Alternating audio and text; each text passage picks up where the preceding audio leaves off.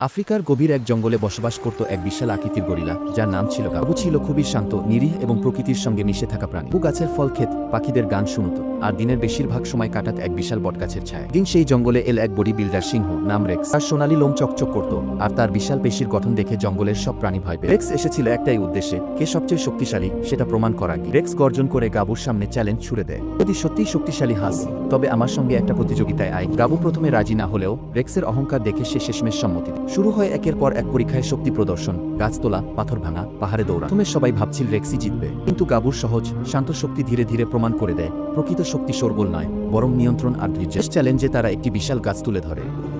রেক্সের গা দিয়ে ঘাম ঝরে, আর গাবু নীরবে দাঁড়িয়ে থাকে, হাসি মুখে শান্তভাবে। শেষে রেক্স হেরে যায়, কিন্তু সে রেগে যায় না। রেক্স বলল, তুই সত্যিই রাজা। আমার দেহে শক্তি আছে, কিন্তু তোর হৃদয়ে শক্তি আছে কি?